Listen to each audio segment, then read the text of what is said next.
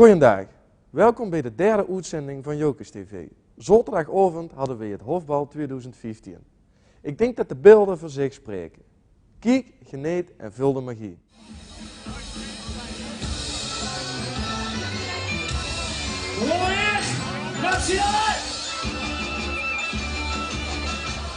Dan weer is morgens wakker, dan zit ik vol met joeks. Dan voel ik het in dagelijkse sleuren met je boeks.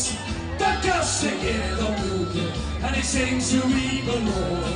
Hallo, hallo, en het is weer alle zinging in de hoofd. De kerstman zei er nog, de lampjes branden af.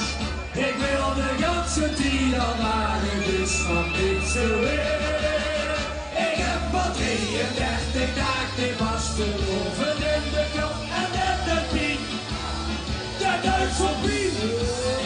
Ik ben zo bang dat alles weer begint. Nou is gestopt, dat zo wat zie. Dat zo wat zie. Vroeger was het nog geen dag te behappen. Maar op vandaag komt ze vanaf kerst op een week en op de lappen. Trek is alle joeksigheid al op. Ik heb al 33 dagen en stukje in de kraag. En de vaste oren in de klok.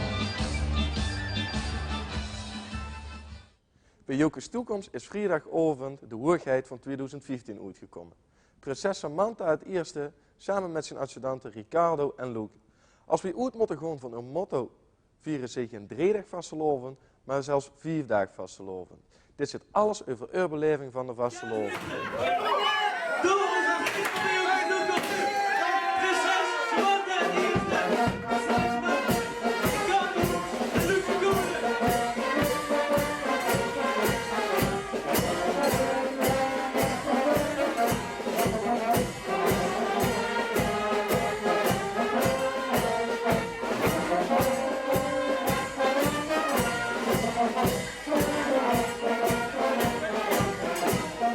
Afgelopen maandag heeft voor Joekjes ten 11e een speciaal zwemexamen afgelegd.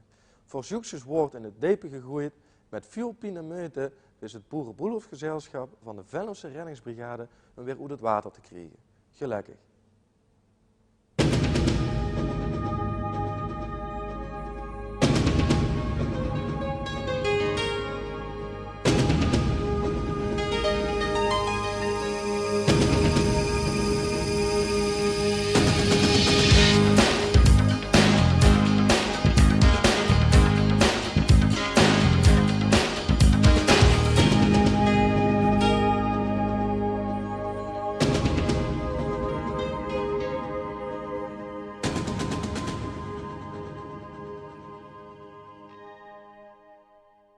En dan komt een belangrijk bericht voor de optochtdeelnemers. In het optochtfilmpje dat op het YouTube-kanaal van Jokers TV staat, zit je ook startnummer. Wie is de volgende week?